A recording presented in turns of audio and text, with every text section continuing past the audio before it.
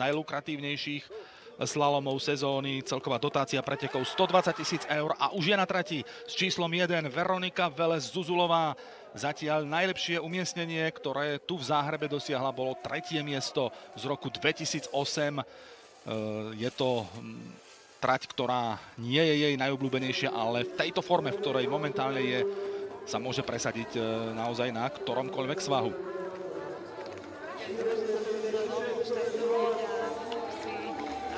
Veronika dala veľmi dobrú hornú rovinatú časť, kde si našliapla a išla s dobrým nájazdom do tej strmej časti a udržala peknú stopu. A ako som už hovorila v štúdiu pred chvíľou, tak Veronika vie, že tuto je práve táto časť, kde ona to musí nahnať a kde vie že ona naháňať a práve prešla cez hranu na tú finálnu strminu, ktorá je očividne dosť ľadová, ale je aj takisto technicky postavená a myslím si, že Veronika momentálne nám ukazuje peknú